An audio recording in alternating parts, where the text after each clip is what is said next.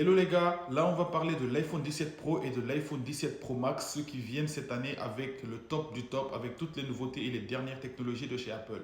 Ok, donc c'est trois iPhones qui ont été présentés en trois couleurs cette année. Bizarre, on n'a pas de black, on a un bleu foncé, on a un orange et on a un gris. Tout ça dans un frame en aluminium et je vais vous en parler tout à l'heure à quoi ça sert ce frame en aluminium cette année. Ok, donc ces deux iPhones arrivent comme d'habitude avec 6,3 pouces et 6,9 pouces pour l'iPhone 17 Pro Max, ok, avec un écran OLED qui monte jusqu'à 120 Hz comme d'habitude, pas de changement à ce niveau-là. Et ils ont augmenté par contre la luminosité. En pleine journée, vous pouvez l'utiliser. La luminosité peut monter jusqu'à 3000 nits, ce qui permet un bon usage, on va dire, en plein soleil. Il n'y aura vraiment aucune gêne. iPhone annonce un écran avec moins de reflets à tester lorsqu'on va le récupérer.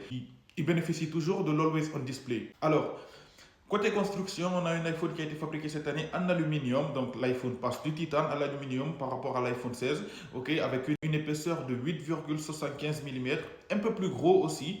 Notamment, c'est pour accueillir une plus grosse batterie, avec un poids pour l'iPhone 17 Pro de 206 grammes et l'iPhone 17 Pro Max de 233 grammes. Ça fait aussi un peu plus lourd, mais normalement ça va. La prise en main devrait être optimale.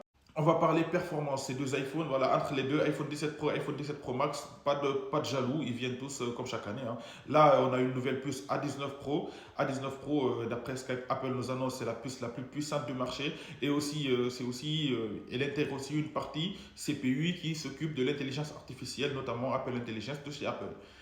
Alors, ces deux iPhones sont équipés de 12 Go de RAM, ce qui devrait être capable de faire tourner n'importe quelle application et n'importe quel jeu sans avoir de lag. On pourrait s'attendre aussi à ce que l'iPhone ne chauffe pas trop, comme je vous l'ai dit tout à l'heure quand je vous ai parlé de l'aluminium. On va revoir cela tout à l'heure.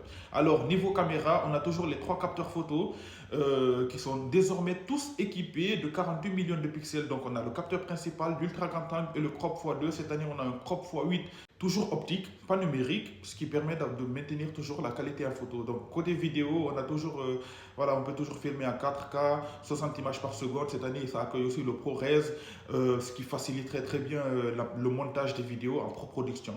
Niveau caméra frontale, donc on a ce capteur à 18 millions de pixels qui sont cette année sur toutes les gammes d'iPhone, l'iPhone 17, l'iPhone 17R et l'iPhone 17 Pro. Donc une caméra carrée qui permet de prendre des selfies sans retourner le téléphone à l'horizontale et de pouvoir prendre des photos avec de meilleure qualité, une meilleure luminosité et une intelligence artificielle voilà, qui est là aussi pour améliorer les photos en basse luminosité.